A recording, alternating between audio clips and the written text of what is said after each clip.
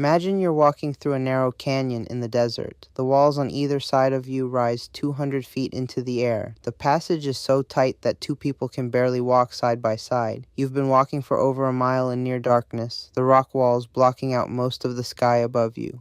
Then the canyon bends one final time, and suddenly, filling the entire frame of the gap in front of you, is a building. Not a ruin, not a pile of rubble. A fully carved 6-story building with columns, doorways, and detailed sculpted figures cut directly into a rose-colored sandstone cliff, as if someone reached into the rock and pulled a palace out of it. This is Petra, and it was built by people who started out as nomads with no permanent home, no written architecture guides, and no machinery that would be recognizable to a modern engineer. Let's go back to the beginning. Sometime around the 4th century BC, a group of Arabian nomads called the Nabataeans made a decision that changed history. For generations, they had wandered the desert, herding camels and goats, moving with the seasons. But they were also traders, sharp, cunning, secretive traders who had quietly figured out something enormously valuable. They controlled the desert, and the desert was where all the money was moving. The ancient world ran on incense. Frankincense and myrrh weren't just things burned in religious ceremonies. They were the oil of the ancient world, burned in temples across Egypt, Greece, Rome, and Persia every single day. The supply came from southern Arabia and East Africa, and the only way to get it to the people who needed it was across hundreds of miles of scorching, waterless desert. The Nabataeans knew that desert better than anyone alive. They knew where the water was hidden. They knew which routes were safe and which ones would kill a caravan, and they realized that knowledge was worth more than anything the caravans were carrying. So they became the middlemen. For a price, they provided water, shelter, and safe passage. They charged tolls to foreign traders for crossing their territory. One historical record notes they levied a 25% tax on imports. Every camel load of frankincense, every bundle of spices, every bolt of silk moving from Arabia to the Mediterranean paid the Nabataeans a cut. The money was staggering, and they needed somewhere to put it. They chose a place called Rakhmu, what we now call Petra, a hidden basin deep in the mountains of what is today southern Jordan. On a map, it looks like a terrible location for a city. It's surrounded by cliffs, cut off from the outside world, accessible only through narrow canyon passes called cycles. There's almost no natural water. The annual rainfall is roughly 6 inches per year, barely enough to keep a cactus alive, let alone a city. The Nabataeans looked at this location and saw a fortress. The cliffs weren't a problem, they were walls. The passes weren't obstacles, they were checkpoints, easy to defend, impossible to sneak through. And the water problem? That was just engineering. What the Nabataeans built at Petra to solve the water problem is, in the opinion of the American Society of Civil Engineers, one of the most sophisticated hydraulic systems of the ancient world. They started by carving channels directly into the rock walls of the main canyon, the Sick, to carry water from springs outside the city into the center of it. Not just channels. They built clay pipes with tapered ends that created water pressure, allowing them to push water uphill and control flow rates. Archaeologists studying those clay pipes noted something remarkable. The tapered joint design that creates pressure in a pipeline is something modern engineers only standardized in the last 2 centuries. The Nabataeans figured it out 2,000 years earlier. They built dams across the wadis, the seasonal desert riverbeds, to capture flash flood water before it could destroy the city. They built underground cisterns, hidden in the rock, to store that water away from both evaporation and enemies. They built particle-settling basins, essentially ancient filtration systems, to clean the water before it entered the supply. The entire system connected springs, dams, cisterns, aqueducts, and pressurized pipelines into a network that could supply nearly 475,000 gallons of water per day to a city of 30,000 people living in the middle of a desert. And with that water, they built gardens, public pools, fountains, crops. In a place that gets 6 inches of rain per year, the Nabataeans had enough water to grow fruit trees and maintain decorative pools for recreation.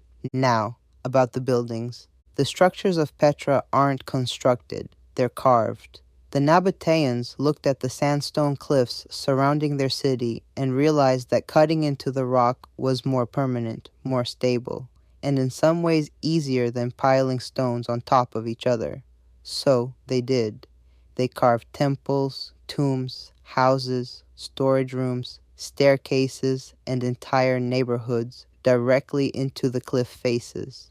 The most famous of these is Al-Khazneh, the Treasury, 6 stories tall, dozens of columns, carved figures of gods and goddesses, intricate decorative details covering every surface. It's likely the tomb of a Nabataean king named Aretas IV, who ruled from 9 BC to 40 AD. It was probably Indiana Jones and the Last Crusade's exterior shot for the Temple of the Holy Grail that made it globally recognizable in modern times. But the Treasury is just the opening act. Petra contains over 600 carved stone facades. There are temples, baths, a colonnaded main street, a Byzantine church with elaborate floor mosaics, high-end residential neighborhoods, where wealthy citizens had Pompeian-style frescoes on their walls and imported ivory in their homes. There is a great temple with a garden and a swimming pool beside it. There are stairways cut into cliff faces leading to mountaintop shrines with views of the entire city spread below. This city was not a settlement, it was a statement. In 312 BC, the Greek forces of one of Alexander the Great's successors attacked Petra. They failed. The city's location was too defensible, the Nabataeans too prepared. In 106 AD, the Romans didn't bother attacking. They simply absorbed the Nabataean kingdom peacefully into the Roman Empire and renamed the region Arabia Petraea.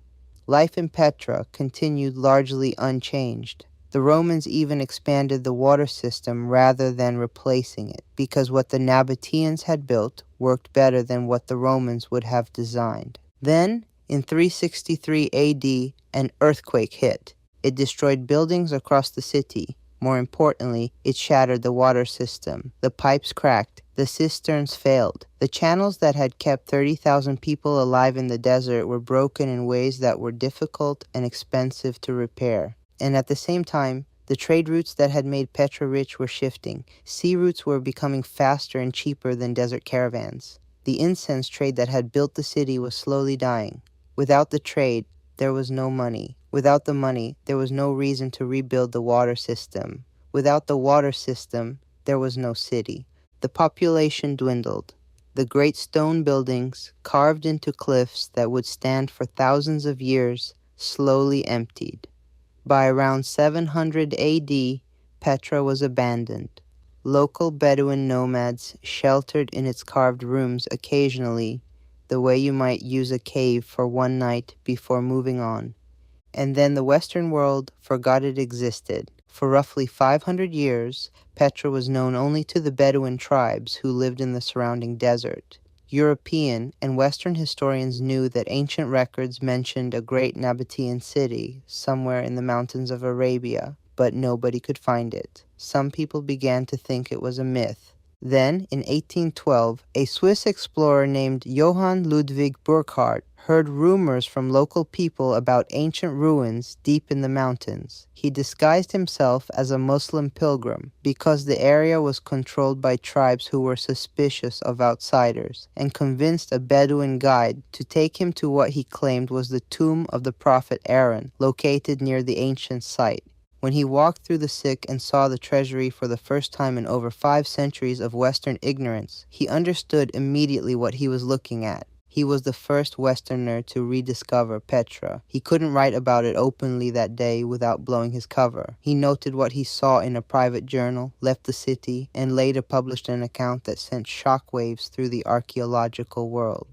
Today, Petra is Jordan's most visited tourist attraction and one of the new 7 wonders of the world. Hundreds of thousands of people walk through the sick every year and have that same moment. The canyon bends, and suddenly the treasury is there, filling the gap. But here's what most of them don't know. Only about 5% of Petra has been excavated. The vast majority of the city is still buried under centuries of sand and sediment. The houses where 30,000 people lived, the markets where frankincense and silk changed hands, the workshops where Nabataean craftsmen built the pipes and cisterns that kept a desert city alive. Most of it is still down there, unexcavated, waiting. A city that was hidden for 500 years still has most of its secrets underground.